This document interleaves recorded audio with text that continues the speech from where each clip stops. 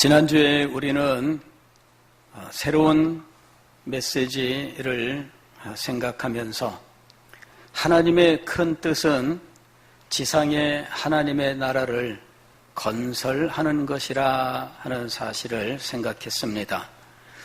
하나님의 나라 사상은 신구약 성경을 일관하는 가장 큰 주제인데, 구약 성경을 읽어도 하나님의 나라 사상이 가장 큰 주제이고, 신약 성경을 읽어도 이는 가장 큰 사상이었습니다. 예수님께서 말씀 사역을 시작하실 때 말씀의 제목은 하나님의 나라였습니다. 그리고 예수님께서 사역하실 때 그 사역의 내용은 하나님의 나라였던 것이죠. 사도 바울도 그의 사역이 두 개의 메시지로 되어 있었는데, 하나는 하나님의 나라였고 둘째는 그 나라의 왕이신 예수 그리스도였던 것입니다. 사도들도 역시 동일하게 하나님의 나라와 왕 되신 예수 그리스도를 전파했던 것입니다. 하나님 나라 사상이란 무엇인가? 한마디로 성경적 세계관이다, 이렇게 말씀을 드릴 수 있습니다. 하나님의 나라 사상이 그 사람의 마음속에 자리 잡은 사람이 하나님의 나라 백성으로 살아가는 거예요. 하나님의 나라 사상이란 성경적 세계관을 가리키는 거예요. 세계관이란 어려운 말이지만 요새 청소년들한테는 낯선 말은 아닙니다. 그죠? 세계관이란 말 많이 들어봤죠? 그리고 여러분들도 세계관이란 말을 많이 사용하고 있습니다. 주로 청소년들이 접하는 세계관은 게임의 세계관입니다. 자, 이 게임의 세계관이 무엇이냐라는 거죠. 가령 게임이 어떤 나라와 나라의 전쟁을 다루고 있다면 그 나라는 이 게임 속의 나라입니다. 그럴 때 이 나라는 어떠한 나라들이 있으며 그 나라의 힘은 어떻게 되어 있으며 인구는 얼마이며 그 나라는 어떤 특성을 가지고 있으며 이렇게 게임의 설명이 다 나와요. 그거는 누가 만든 걸까요? 그것은 게임을 만든 사람이 그렇게 만든 거예요. 이것을 가리켜서 설정이라고 이야기합니다. 설정. 미리 정해져 있는 거예요. 게임을 만든 사람이 미리 정해놓은 그것이 법칙이에요. 그리고 그 법칙은 게임을 하는 동안 처음부터 끝까지 일관되게 적용하게 되어 있어요. 그 원칙이 적용되지 않으면 게임하는 사람들한테 원망이 들어오게 됩니다. 왜 여기는 원칙대로 안 했냐? 손해배상 해라, 이렇게 나오게 되어 있어요. 설정이란 일관돼야 돼요. 처음부터 끝까지 똑같아야 돼요. 그때그때 달라요? 이거는 말이 되지를 않는 거예요. 그건 세계관이 아니에요. 다만 이거는 한 개인의 인격적 특성은 될 수 있어요. 그때마다 달라요. 그래서 이때는 이렇게 하고 저때는 저렇게 하고 그냥 자기 생각에 편한 대로, 자기 입장에 편한 대로, 이거죠.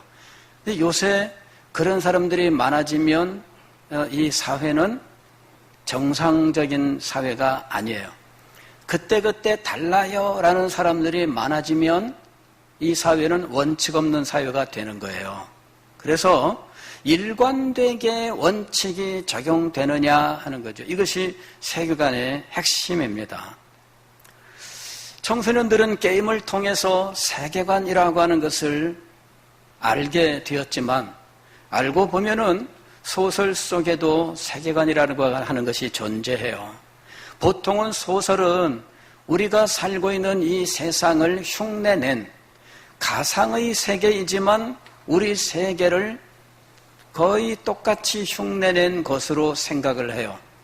그러나 공상과학소설에 들어가게 되면 전혀 달라집니다. 이 세계랑 동일하지 않아요. 이렇게 어떤 가상세계를 말하는 모든 것들, 그것이 소설이 되었든 혹은 영화가 되었든 혹은 게임이 되었든 이 속에는 항상 세계관이라고 하는 것이 있고 그런 설정 속에서 소설도 쓰고 또 영화도 줄거리를 만들고 영화에 나오는 사건들도 세계관 때문에 결정되는 거예요. 근데 세계관은 이렇게 가상세계에만 적용되는 것이 아니에요. 실상 세계관의 원조는 이 실제 생활이에요. 실제 생활. 우리가 살고 있는 이 세상은 어떻게 되어 있느냐, 세상은 어떤 원리로 지금 작용하고 있느냐 하는 거죠. 그것을 우리는 어떻게 보느냐, 이것이 바로 세계관이라고 하는 거예요. 그래서 세계관이 가상세계를 위한, 즉 소설이나 영화나 게임을 위한 것이 아니라 실제는 우리 현실의 삶을 위한 아주 중요한 거라는 거예요. 이 세상은 어떻게 되어 있느냐 하는 것이죠. 이 세상이 어떻게 되어 있느냐라는 성경적 세계관, 이것은 창조, 타락, 구속이라고 하는 구조로 설명할 수가 있어요.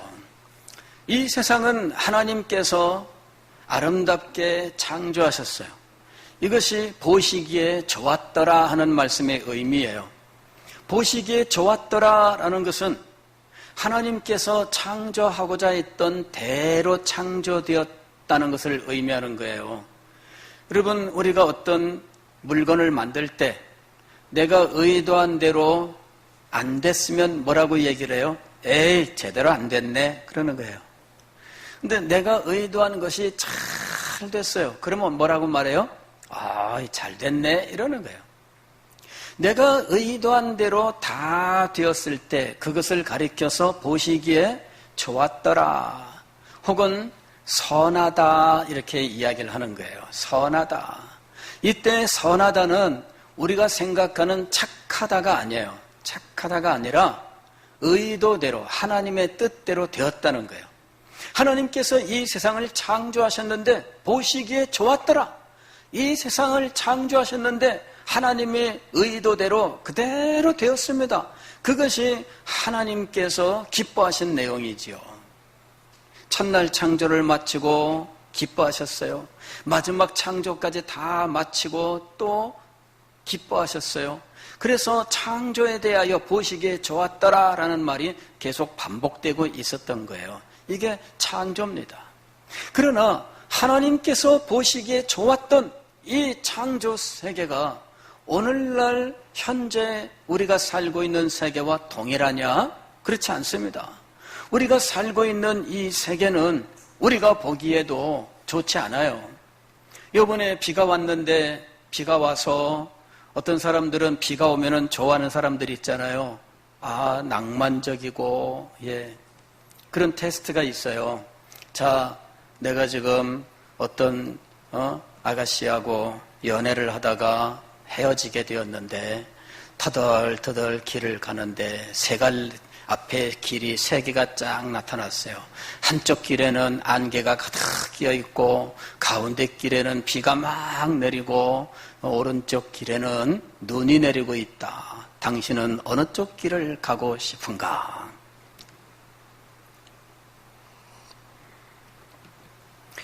여러분, 참 그러면 어느 쪽 길을 가고 싶을까?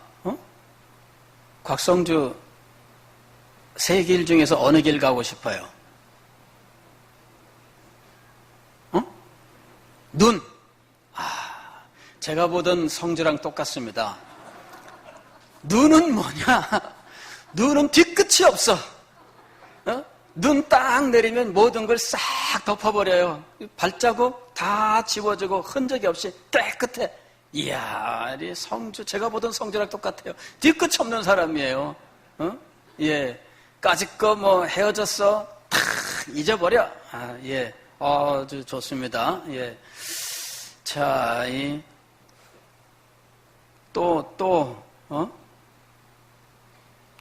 안개는 뭘까, 안개는? 예. 안개를 선택하면 어떤 분이, 안개는 이렇게 말하더라고요. 안개는, 복수심을 갖는, 복수심을. 숨어서, 그죠? 안개 속에 숨어서, 예. 비는 뭐냐? 비는 낭만적이야, 낭만적. 그 추억을 가슴에 품고, 이제, 예. 진짜 그러냐? 안 그래요. 진짜는 아니고, 그냥 이미지가 그렇다는 거죠. 근데 그 비가 많은 사람을 죽였어요. 많은 재산상의 피해를 가져오게 만들었어요. 이 세상에 비가 좋다 하는 사람도 비 때문에 죽을 수 있어요. 그게 지금 우리가 살고 있는 세상이에요. 전 세계적으로 전염병이 유행을 해서 지금 여러분들 마스크 쓰시는데 얼마나 불편해요. 저도 아까 예배 전에 찬송 부를 때 마스크를 쓰고 있어 보니까 너무너무 답답해요. 그래서 이 얼마나 힘드실까 생각을 했어요. 한번 제가 하루 종일 마스크를 쓰고 있어 봤더니 저녁 때 되니까요 완전히 사람이 이상해지더라고. 예? 얼마나 힘들고 어려워요. 이게 우리가 살고 있는 세상이에요. 이 세상은 자연재해, 질병, 또 인간관계 이런 모든 것들로 인해서 우리를 해롭게 하고 있어요. 하나님이 원래부터 이렇게 창조하셨을까요? 그렇지 않습니다. 하나님께서 보시기에 좋았더라 선하게 창조하신 이 세계는 우리가 지금 경험하고 있는 이 세계와 전혀 달랐어요. 그러면 왜 이러한 세계가 되었을까? 그것은 사탄의 유혹에 넘어가서 하나님의 법을 어긴 인간의 타락 때문이었습니다.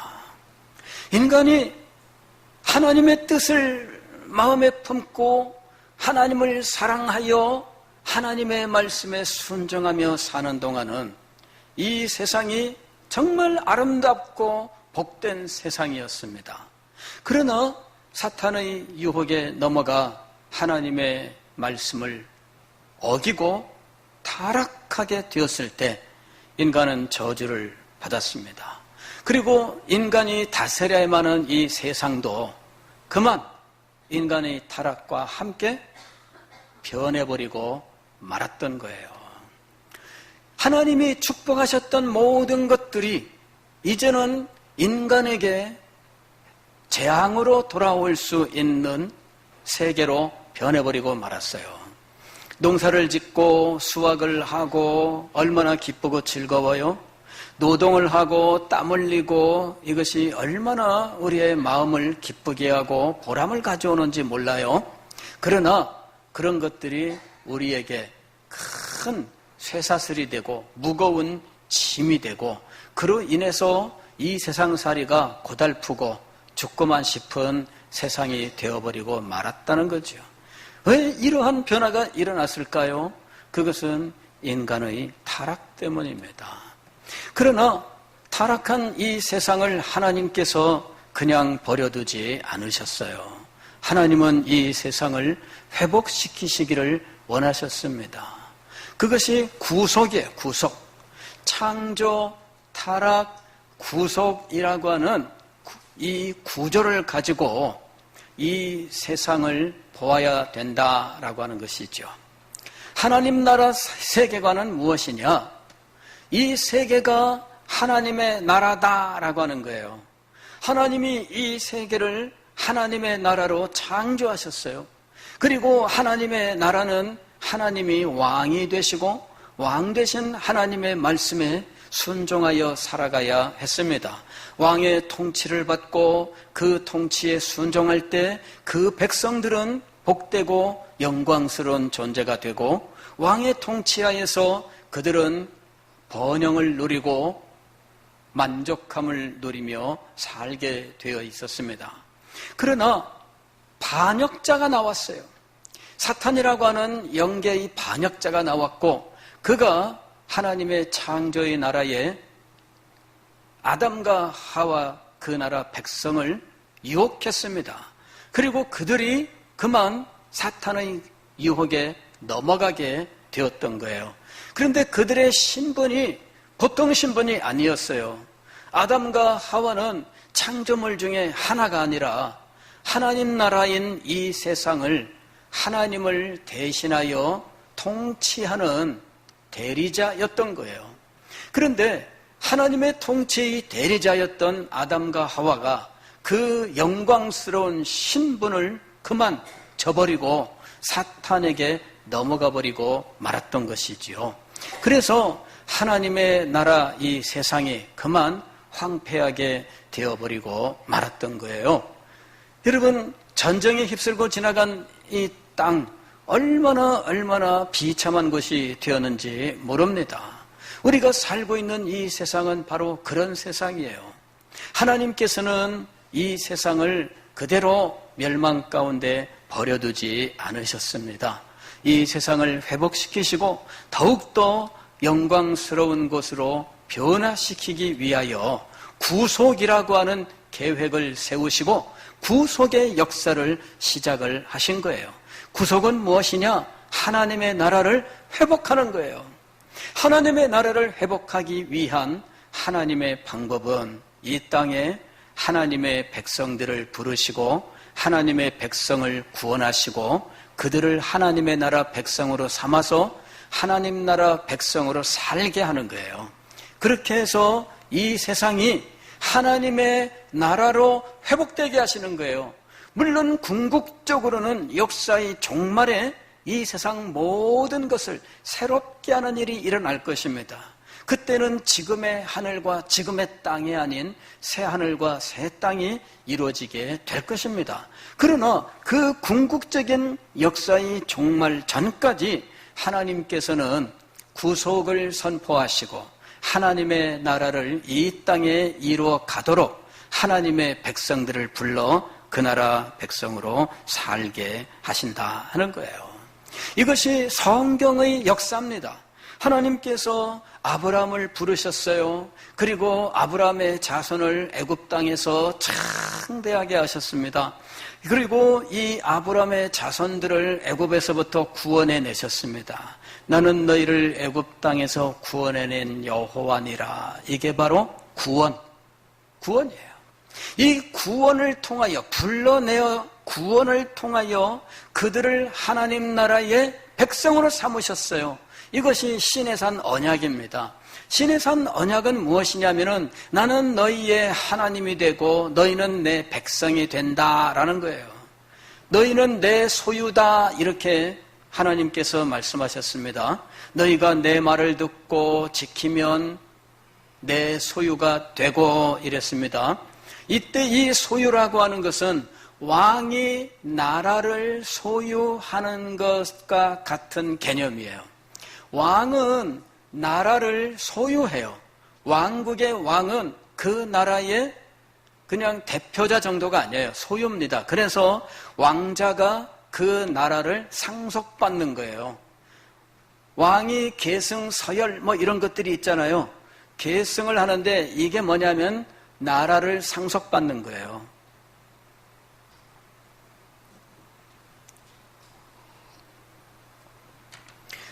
즉 너희가 내 소유가 되고 라는 말씀은 이스라엘 백성들이 하나님의 나라가 된다는 이야기예요. 하나님은 시내 산에서 이스라엘 백성들과 언약을 맺어 그들을 하나님 나라 백성으로 삼으셨어요. 그리고 그 나라의 왕이셨는데 후에는 그 나라의 왕으로 인간 왕을 세우셔요. 인간 왕 중에서 다윗이 가장 모범적입니다. 그래서 다윗의 길로 행하여 그 조상 다윗의 길로 행하여 다윗이 인간 왕, 하나님을 대신하는 인간 왕이 된 거예요. 그리고 이 다윗에게 주신 다윗 언약을 통해서 메시아 왕, 다윗의 후손, 다윗의 자손 메시아 왕의 약속을 하셨던 거예요. 그리고 이스라엘 백성들은 메시아 왕을 기다리면서 소망했던 거죠. 메시아 왕이 오시면 하나님의 나라가 참되게 회복된다. 문제는 그들이 메시아 왕에 대하여 잘못 생각을 했던 거예요. 메시아 왕을 지상 나라의 왕으로 생각을 했어요. 그럴 수밖에 없는 것이 그들의 조상들이 지상에 이스라엘 왕국을 이루고 있었거든요. 이스라엘 왕국은 바벨론에게 멸망을 당하지만 그러나 이스라엘 후손들은 다시 역사 속에 다윗 왕국이 회복되는 것을 소망했어요. 메시아가 오시면 다윗의 왕국이 회복될 것이다 라고 생각한 거예요. 그 잘못된 메시아 사상 때문에 그들은 결국 메시아이신 예수 그리스도를 거부하였고 결국은 하나님의 나라 밖으로 쫓겨나게 되었습니다. 이것이 이스라엘 백성들의 비극이에요. 메시아에 대한 잘못된 생각으로 말미암아 그들은 하나님의 나라 백성을 그 신분을 상실하게 돼요. 그리고 이방인 된 우리가 하나님 나라의 백성이 된 거예요. 물론 나중에 유대인들이 하나님 나라 백성으로 회복된다라고 하는 이 사실에 대해서는 사도 바울이 로마서 9장, 10장, 11장에서 말씀하고 있어요. 잘못된 메시아 사상 때문에 참된 메시아를 거부한 이스라엘 백성들, 그러나 이방인들에게 예수 그리스도의 복음과 하나님 나라가 선포되었고 이방인 가운데에서 예수님을 믿고 하나님 나라 백성들이 되어서 전 세계에 하나님의 교회가 창대하게 되었습니다. 이것이 우리가 보는 세계관이에요. 자, 이 역사에 대한 이해가 있어야 돼요. 이와 같은 구속의 역사관을 가진 사람의 마음속에 하나님 나라 사상이 있고 그것이 그 사람의 세계관이 되는 거예요. 하나님의 나라는 어디에 존재하는가? 오늘 우리가 읽은 성경 말씀 누가복음 17장 20절 21절은 이것이 세상 나라와 같지 않다라고 하는 사실을 말씀하고 있습니다. 바리새인들이 하나님의 나라가 어느 때에 임하나이까 묻거늘, 이 바리새인들은 하나님의 나라를 메시아가 오셔서 다윗의 왕국을 회복하는 것이라고 생각을 했어요. 그래서 그렇게 질문을 한 겁니다. 그랬더니 예수님께서는 바리새인들이 생각하지 못하는, 전혀 상상할 수 없었던 말씀을 하시는 거예요. 예수께서 대답하여 이르시되 하나님의 나라는 볼 수 있게 임하는 것이 아니요, 볼 수 있게 임하는 것이 아니요, 즉 세상의 나라 다윗 왕국 같은 나라로 임하는 것이 아니라는 거예요. 또 여기 있다 저기 있다고도 못하리니 지상의 어느 장소로 지정할 수 있는 지상 나라가 아니라는 이야기입니다. 하나님의 나라는 너희 안에 있느니라. 너희 안에 있느니라. 이것은 도대체 무엇일까? 눈에 볼 수 있는 것도 아니고 여기저기 장소로 말할 수 없는 너희 안에 있는 하나님의 나라, 이건 도대체 무엇일까 하는 것이죠. 이것이 세계관을 말하는 거예요. 마음속에 하나님의 나라의 창조, 타락, 구속이라고 하는 구조를 가진 이 역사를 보는 역사관을 마음속에 가지고 있는 사람들이 하나님을 자신의 왕으로 모시고 살아가는 것, 바로 이것이 하나님의 나라예요. 너희 안에, 즉 우리의 마음속에 세계관으로 존재하고 있다라고 하는 거예요. 역사 속에 하나님의 나라를 지상에 있는 나라로 만들려고 했었던 시도들이 있었습니다. 그리고 오늘날까지도 그 시도를 지금 유지하고 있는 곳도 있어요. 최초의 시도는 로마 가톨릭입니다. 로마 가톨릭은 지상에 자기들이 하나님의 나라를 이루고 있고 지상에 있는 하나님 나라의 왕과 같은 존재는 로마 교황이다라고 주장하는 거예요. 로마 교황은 별명이 참 많습니다. 북한 김일성이 별명이 참 많았잖아요. 그죠? 민족의 태양이시며 영도자시며 막 이런 엄청난, 그래서 그 명칭을 이야기하면 한참 70몇 개인가를 말해야 되는, 근데 로마 교황이 그런 정도의 명칭을 가지고 있어요.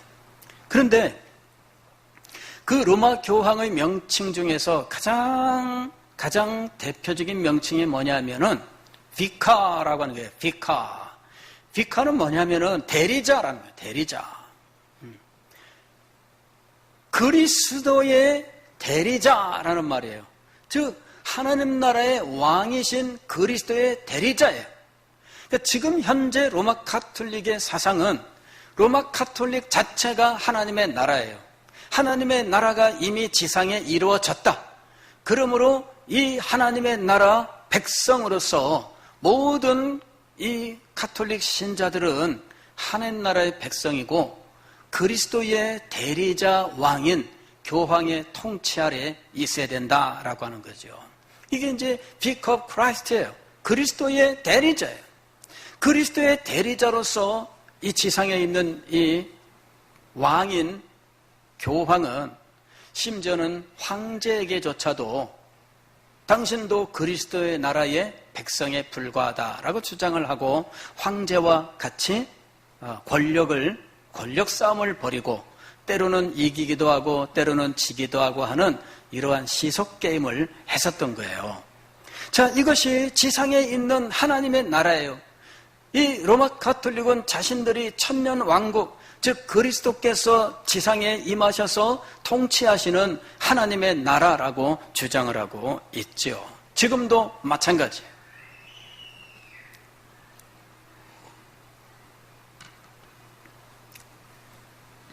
종교개혁 이후에 가시적인 하나님의 나라를 이 땅에 이루고자 하는 운동이 있었는데 그 중에 하나가 미국의 청교도들입니다.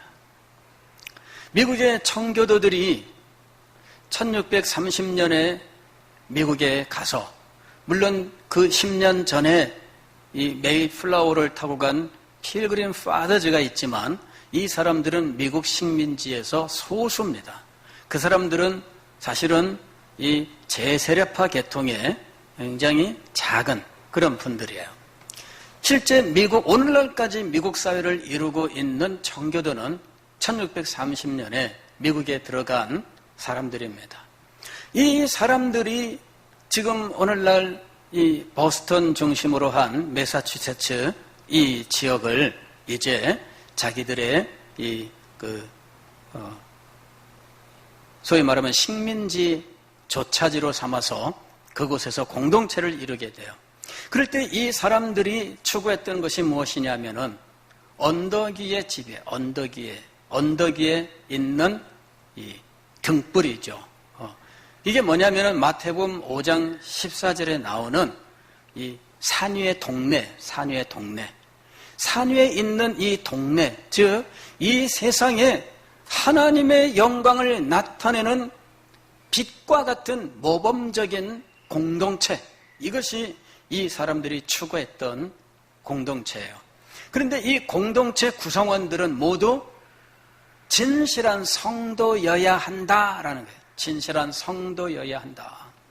진실한 성도들은 교회의 멤버이기도 하면서 그 지역사회의 구성원이기도 한, 이것이 이 사람들이 추구했던 거예요. 그래서 교회의 멤버가 되지 아니하면 지역사회의 구성원도 될 수 없는 이러한 공동체를 이루었던 거죠. 우리와 진실한 믿음으로 하나가 되지 못한다면 우리 가운데 살 수 없다 해서 신앙이 다른 사람들을 결국은 쫓아내야 되는 이런 일이 벌어졌어요. 지상의 하나님의 나라를 그와 같이 이루는 것이냐? 오늘 예수님의 말씀을 보면 그렇지 않다라는 걸 알 수가 있습니다. 예수님이 지상에 이루시는 하나님의 나라는 인간의 눈으로 볼 수 있는 나라가 아닙니다. 땅을 가지고 있지도 않아요. 영토가 없어요. 무슨 통치 체제를 가지고 있지도 않아요. 그런데도 엄연히 존재하는 나라예요. 신비하죠? 이렇게 지상에 영토도 없고 혹은 제도나 혹은 어떤 조직을 가지고 있지 않은데도 이 세상에 존재하는 나라, 이것이 예수님이 말씀하신 하나님의 나라예요. 그러면 이 나라는 어떻게 존재하느냐? 그리스도인의 마음속에 존재해요. 그리스도인의 마음속에서 어떤 형태로 존재하느냐 하면 세계관의 형태로 존재하고 있는 거예요. 이 세계는 하나님이 창조하신 하나님의 나라다. 그러나 사탄의 유혹에 넘어가서 이 세계의 하나님을 대신한 통치자였던 아담과 하와가 이 나라를 사탄에게 상납하고 말았다는 거예요. 그래서 이 세상이 사탄이 공중의 권세 잡은 자로 큰 소리치는 세상이 된 거예요. 그 속에 하나님께서는 우리를 하나님 나라 백성으로 부르셨어요. 우리의 마음속에 이 세계관이 자리 잡고 있어야 돼요. 이 세계관이 있어서 이 세상에서 사탄이 가르치는 원리대로 살지 않고 하나님이 말씀하신 원리대로 산다라고 하는 이 분명한 믿음을 가지고 말씀에 순종하며 살아야 한다는 거예요. 하나님의 나라는 구속의 역사관을 가진 사람의 마음속에 존재하고 있습니다. 이것이 바로 세계관이에요. 세계관. 조금 더 구체적으로 말씀을 드리면 하나님 나라는 하나님 나라 세계관을 가진 사람의 사상과 삶 속에 존재합니다. 그의 사상, 그의 삶, 이것이 세계관의 표출이에요. 세계관이 어떻게 나타나느냐? 그 사람의 사상과 그 사람의 삶 속에 나타나는 거예요. 성경적 세계관이, 즉 하나님 나라 사상이 그의 마음속에 있으면 그 사람의 사상을 통해 그 사람의 삶을 통해 나타나는 거예요. 지상에 영토를 가지지 않았어요. 지상에서 무슨 임시정부와 같이 무슨 조직과 어떤 체계를 가지고 있지 않아요. 하나님의 나라는 성도들의 마음속에 세계관으로 존재하고 있는 거예요. 이 세계관이 바로 되어야 여러분, 우리는 하나님의 나라를 이 땅에 세울 수 있는 겁니다. 지난주에 말씀 끝에 잠깐 언급을 했습니다. 한국 사람인데 생각하는 것이 한국 사람 같지 않으면 혈통으로는 한국 사람이지만 한국 사람이 아니다라고 하는 거죠. 그런 사람들이 실제로 있습니다. 미국에 가면 교포 3세들이 그래요. 교포 3세. 교포 3세는요, 굉장히 고민을 많이 해요. 외모는 미국 사람이 아니에요. 물론 미국은 여러 인종들이 다 섞여 살고 있지만 그래도 미국 사회 주류는 백인들이에요. 그리고 2등 국민이라고 말할 수 있는 사람들은 흑인들이에요. 아시아 사람들은 이렇게 놀림을 받아요. 애들 때에는 그게 나타나요. 어른이 되면 속에만 있죠. 그런데 그 속에서 이 교포 3세들은 굉장히 정체성에 혼란을 가져요. 외모는 미국 사람이 아니에요. 그러나 자기는 미국 사람으로 지금까지 살아왔어요. 그런데 엄마 아버지는 한국 사람, 말도 한국어를 하고 교제권도 그렇게 되어 있어요. 그리고 부모 세대는 전혀 달라요. 이 3세들은 그냥 우리 결혼합니다 하면서 데리고 오는데 한국 사람을 데려오지 않습니다.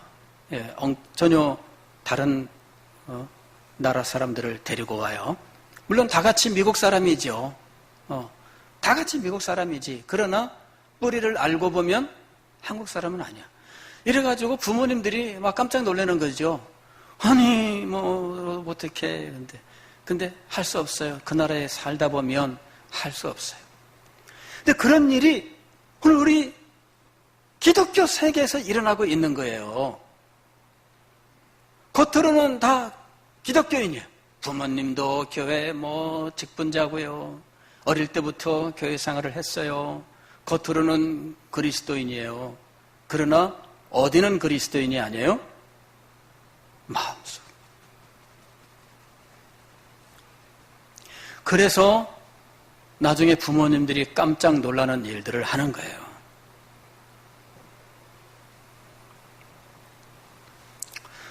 최근에는 K-팝의 열풍을 따라서 이 교포 3세, 4세 이런 사람들이 한국에 아주 많은 관심을 가지고 또 실제로 여기 와서 활동하는 사람들도 참 많잖아요. 한국의 위상이 올라가서 아마 그런 일도 일어날 수 있었다고 봅니다. 한국의 위상이 그냥 가난한 나라, 형편없는 나라, 욕먹는 나라였으면 아마 다들 부끄러워하고 관심을 안 가졌지 않았을까. 그래서 저는 그런 생각을 해요. 우리 교회가 복음의 능력으로 탁월하게 되어야 한다. 우리의 후손들이 겉으로는 그리스도인이지만 속에는 그리스도인의 정체성이 없는 이러한 일들이 지금 벌어지고 있는데 가르치기도 열심히 가르쳐야 되겠지만 교회가 하나님의 능력으로 탁월하게 되어야 한다. 여러분, 누가 참된 그리스도인일까요?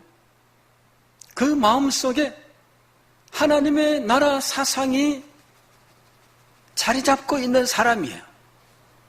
세계관이 성경적인 세계관으로 확립되어 있는 사람이에요. 그래서 그 사람의 사고방식이나 그 사람의 삶이 오직 하나님의 나라를 이루고자 하는, 하나님의 나라를 탁월하게 세우고자 하는 이런 사명감으로 투철할 때 우리는 그 사람을 진실된 그리스도인이라고 부르는 거예요. 그냥 명목상 부모님이 교회 다녔기 때문에 나도 교회 다녔었다? 그게 아니라